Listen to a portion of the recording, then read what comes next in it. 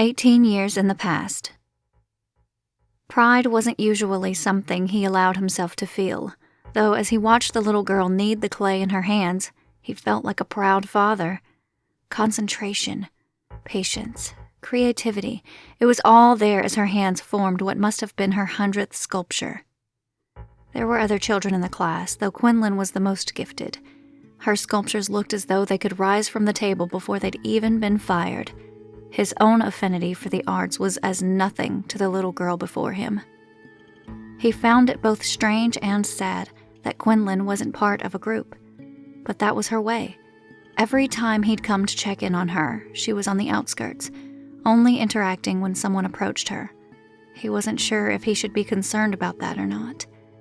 It eased his mind when one of the children walked over to Quinlan's table, though the look on the child's face made him cringe. He'd always thought that children were sweet and pleasant, only beginning to change when the teenage years struck. The scowl on the girl's face made him certain he had misjudged. "How come you never do anything but birds?" she demanded of Quinlan, her pinched face showing clearly that jealousy was her most dominant emotion. She continued in her work, a slight smile on her face. "I like them," she said simply. "Why?" Quinlan's smile turned nostalgic, but her fingers continued to work. "Because they're free. They get to fly whenever they want." The girl shook her head. "Whatever. Birds are stupid. All they do is poop on cars and stuff." She shook her head. "Seabirds bring nutrients to islands that help the plants and wildlife. They're amazing," she said, smiling at the figure her hands had formed. "They're amazing," the child mimicked in a way that drew the attention of two other girls, all three of them laughing. Quinlan didn't react. She simply picked up another lump of clay and began to knead it again. His heart clenched. Did Quinlan feel trapped in the life he'd brought her to? Was it possible she remembered despite the work that had gone into making her forget? The child scoffed loud enough for all of the others to hear. "My mom says the Perezes were stupid to take you. She said you're the daughter of some hooker and you're gonna be a big slut because—" Quinlan's mouth tightened. "Shut your mouth," she growled, her voice going back to its former Irish accent despite the fact she'd trained herself to sound like everyone around her. The girl sneered. "Freak. Sluts. Whore." Quinlan's face went from its usual peaches and cream complexion to beet red, her eyes flickering between the changeable blue he had made them when he'd brought her to the Perezes to the celadon green that marked her as who she was. He took a step in her direction, though stopped when her eyes flicked toward him. She could see him? She shouldn't be able to see or remember him at all. She very carefully laid the lump of clay in her hands down, her hands balled into fists as she glowered at the child. "You're wicked and nasty. You'll grow into a wicked and nasty woman who belittles to make yourself feel better. Though you never will. You will always feel small and ugly, because that's what you are." He blinked, his heart rate picking up its rhythm. That wasn't Quinlan's magic. Who could have given her the ability to see into someone else's future? But he already knew. Curse that woman. She'd made his job far harder than it needed to be. The oblivious teacher didn't even look up at the commotion while the child bawled insults at Quinlan he never would have imagined someone so young even knowing. It was an eye-opening experience, one that made him wonder what kind of life the girl had. He laid his hand on Quinlan's shoulder and guided her back. "Easy, lass," he said in a calming tone, doing his best to ignore the indeed nasty child next to her. She looked up to meet his eyes. "Lou, why do you hide from me? I know you're around, I can feel it, but you never let me see you," she said, her voice back to its now usual American sound. He took her hand and guided her over to a corner of the room, away from the other children and the inattentive teacher. He sank onto his haunches so their eyes were on a level. "I can't allow you to remember, lass. I can't explain it to you, but I will not forget," she stated, folding her arms in a petulant pose. He shook his head. "Little sister, you are not my brother." Lou raised his brows. "Not by blood, but as you know, blood doesn't make a person your family. It's love and shared experiences.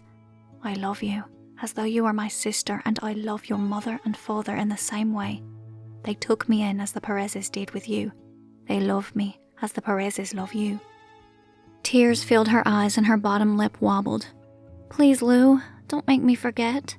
Please, I promise I won't tell anybody, but I don't want to forget Mother and Father. Please." And a single tear slid its way down her cheek. Lou wiped the tear away and leaned in to hug her. "We must, Quinlan. When the time is right, you'll remember, and your mum and dad will be proud to know you did what was right, even though you didn't wish to." She clung to him for a moment before she took a step back, her head tipped to the side. "We'll be friends in the future, but I don't call you Lou. I call you something else." He pressed his lips together. "Aye, lass, I go by a different name in this world, and I'm sure we'll be friends. We already are," he said, a lump in his throat as he took Manannan McLear's cloak from his shoulders and shook it. It annoyed him to watch Quinlan's eyes fog over, the mist he'd placed around her memories taking away everything other than her life in New York. He hated being responsible for such things, but he was the only one who could. She was the most powerful of her kind that had been born in millennia. The fact he'd been able to keep her from shifting forms, or worse still, use the voice, was something to be celebrated. It took immense power to keep her from sensing her own magic. He knew she'd been trained by one of the druids, and there was no chance he'd be able to block whatever abilities they'd given her. Sometimes he felt as though it was all too much. Quinlan was a little girl, a demigod, yes, but still a child. She deserved to have a life free of the horrors she'd already endured and would endure in the future. He watched for a few moments as she went back to her sculpture and blissfully ignored the nasty child next to her. His sense of pride reemerged, though he also felt concern. Perhaps he should check in on the child's home life. It was possible the girl was just mean, but he had a feeling there was more to her story. When he got outside, he let out a loud whistle, smiling when his dog bounded up to him. Fermac was a huge beast, though was able to remain out of sight because of the mist created by the cloak. None of the humans had even heard his whistle. He'd always found it strange the way humans simply blocked out everything they didn't understand. Some of them did have the traces of magic, but they were shunned, looked upon as delusional or simply as liars. Some of them did have the ability to see, though they were so few and far between that he didn't concern himself over them. All he did was crouch down next to his dog and run his hand over the beast's ears. "Keep an eye on her for me, Fermac," he told the dog, all too aware of how much the animal loved Quinlan. The dog bounded into the building, unhindered by doors or even walls. He'd never fully grasped just how powerful the hound whelp was, yet nothing surprised him either. Fermac was the master of all animals, so he had no real idea what else his dog was master of. He turned away, lifting his hand to call a cab. It was a lesson in patience traveling in New York, but he'd gotten used to it in most cases. Passing through the Vale wasn't an option since the Valemen had sworn to kill everyone associated with Manannan McLear. "Central Park West," he told the cab driver, his eyes fixed on the sky that could barely be seen out of the car's window. Since the cabbie was focused on listening to a baseball game, he didn't bother with conversation. Instead, he drove like the werewolves of Ossory were on their trail. It was a harrowing experience, though one he enjoyed for the simple excitement it afforded. He smiled and tipped the cab driver well when he got out. It made him grin when the man peeled out without any acknowledgement of him in the least. He couldn't help but like the guy, despite his unfriendly tendencies. He looked around with a small shake of his head. He'd always found Central Park odd. The sprawling landscape in the center of one of the largest cities in the world wasn't something he'd been able to understand. He walked briskly down the path with his phone pressed to his ear.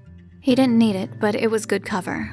No one noticed a man talking on his phone, or at least far fewer people noticed. "Carnunos," he said, calling on the birds in the trees all around to bring the god of the hunt to him. He knew the lazy hole would make him wait, so he simply walked, enjoying the sights of nature in the midst of that enormous city.